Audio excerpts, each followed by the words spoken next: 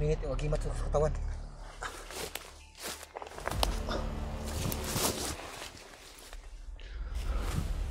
Sabi ko na nga ba, may dumaan mo tol. Parang si Commander Bangkil ito ah. May puti sa kanyang ano, ulo. Wala nang di makaalis. Wala kay tubig ko. Tubig o nga adre?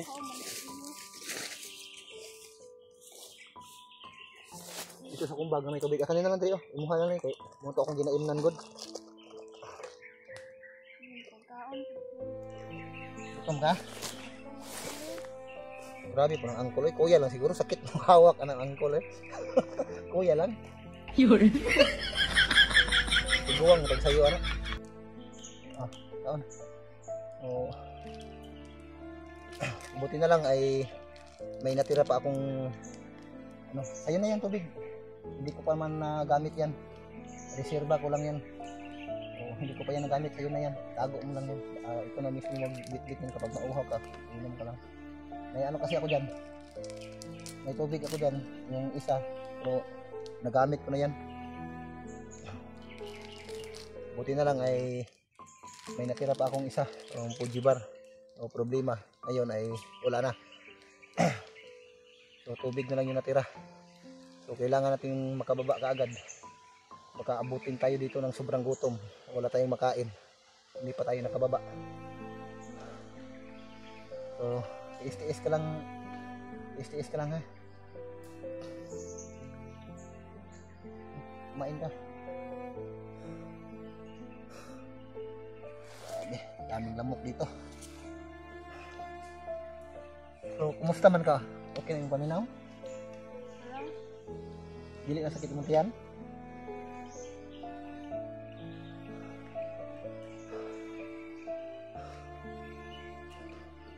Sarap ang tulog mo ba?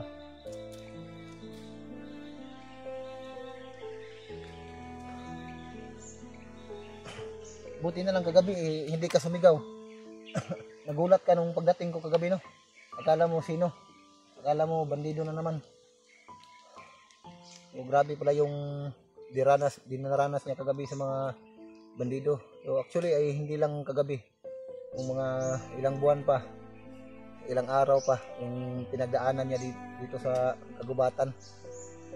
So mula pa nung napasakamay siya ng mga bandido yung tiyan niya ay maliit pa ay hindi pa daw niya alam na buntis siya nung mga time na yun.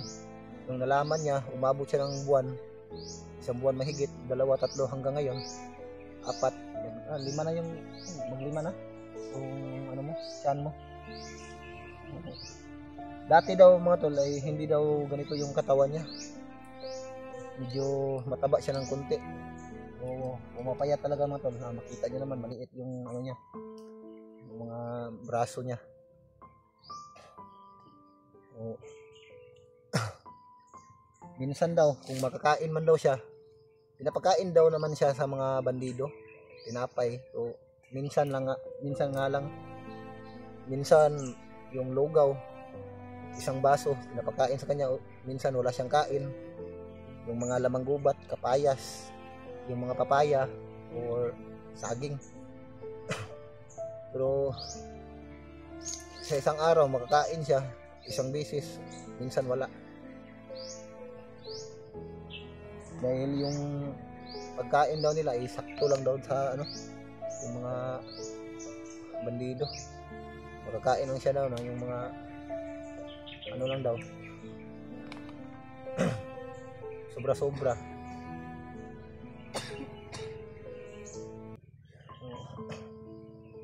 Buti na lang ay hindi ka nabasa ng ano, ulan kagabi.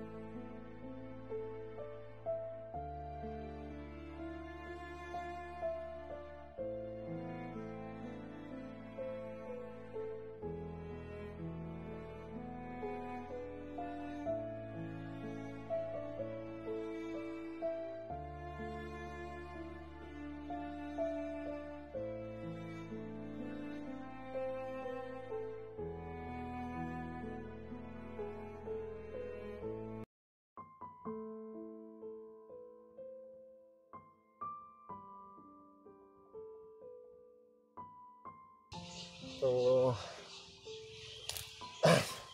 salamat naman at nagising na mga tol. So, maya maya ay aalis na kami dito.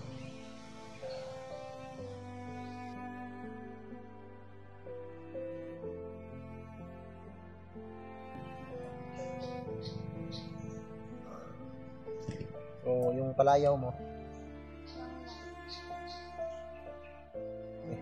lang lang yung ano niya, palayaw niya.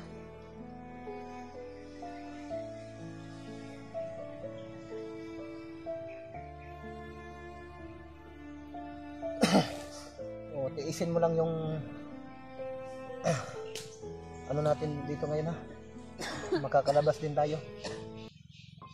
O, inuubo siya. May gamot sana ako dito, pero kaso hindi pwede makainom dahil may laman yung tiyan niya, buntis.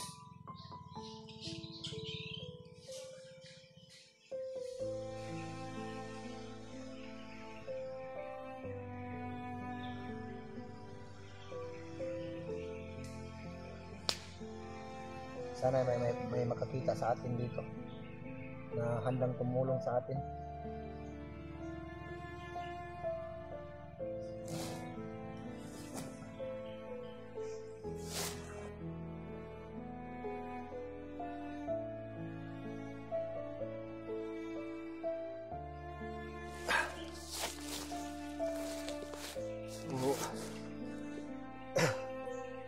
Oh, aalis na tayo. O hinihingal siya mga tol. Hinihingal siya. Dahil siguro sa ano. Angat mo nga yung ano mo.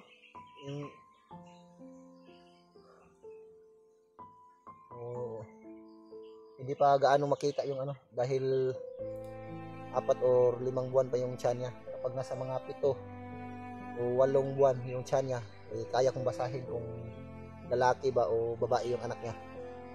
At katulad din ng mga anak ko, nung binubuntis pa ng aking asawa, ay nalaman ko kung lalaki ba o babae yung anak. Marunong akong tumingin sa mga ganong bagay mga dala. Isang data. Dali niyo ano mo. Umiinit yung agimat ko. Parang may panganib na paparating. Kaya mo nang itayo? Ha? Uminit yung agimat sa katawan.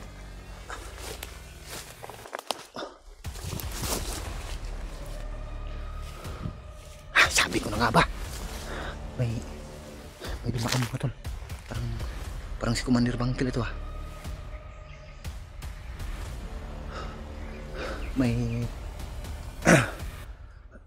May puti sa kanyang ano, ulo.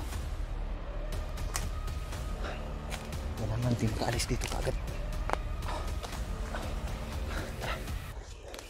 Dito ka sa likod ko ah. Dahan-dahan lang, humawak lang dun sa ano ko, dyan sa bag.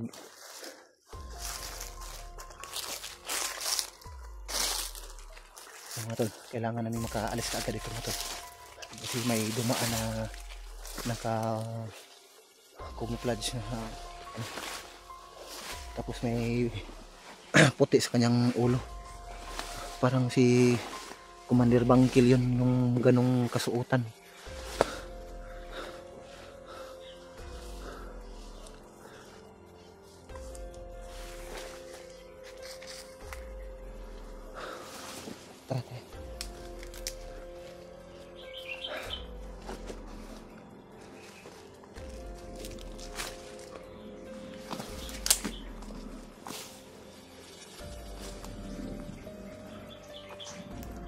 Ano ba yung kumukulog?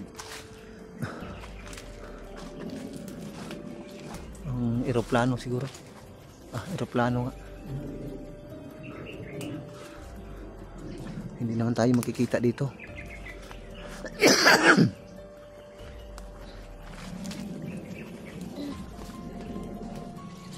Kira ka?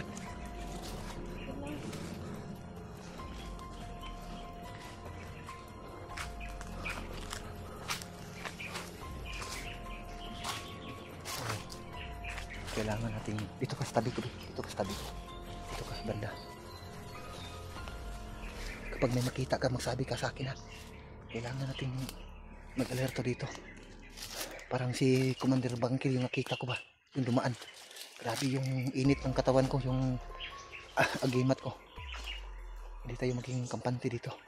May panganib na paparating sa atin.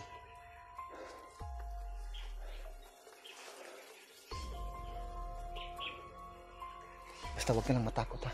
Kapag may putukan, huwag ka lang sumigaw ha. Para hindi tayo marinig nila.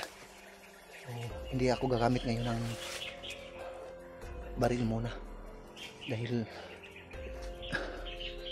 may mga kalaban dito. Baka makita nila tayo. Wag lang, huwag mo lang pigilan yung ubo mo. Iubo mo lang, huwag mong pigilan, baka makasakit ka.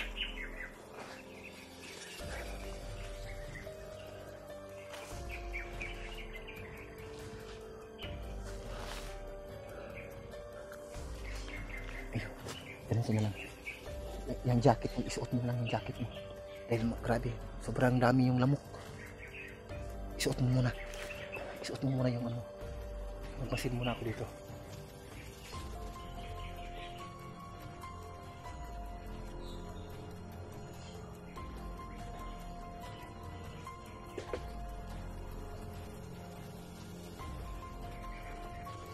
Kasya ba yan sa'yo?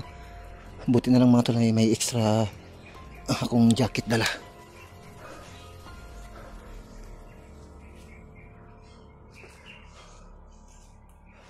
Sabi ko na nga ba, may bandido dito. Dito tayo.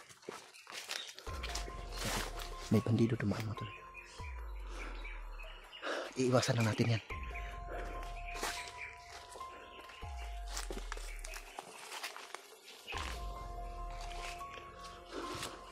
Ang problema, dito siya sa ano, daanan natin, dito siya nakahabang. Titirahin ko na lang ito ha. Ang problema naman mga tol, may nakaharang sa daanan namin. Kailangan lang.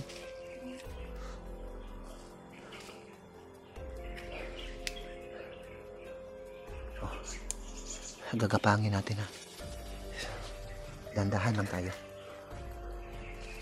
May nakaabang kasi sa daanan natin.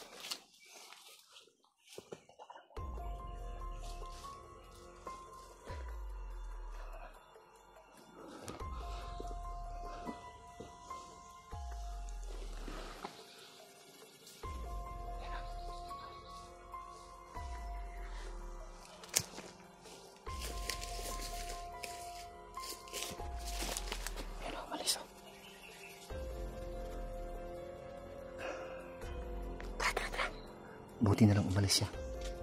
Umalis yung bandido.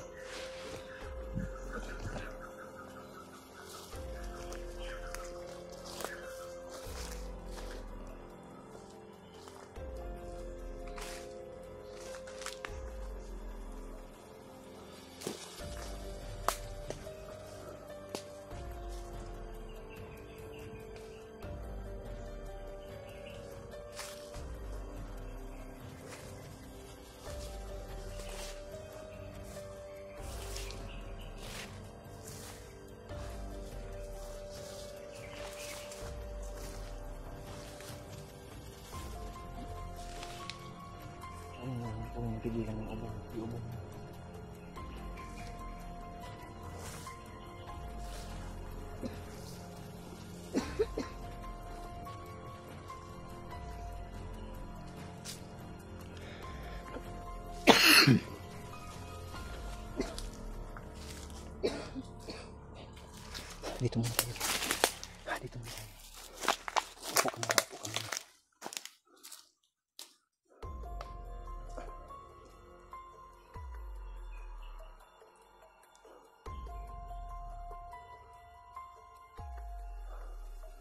Magmasid na tayo. Tingin ka sa paligid ha.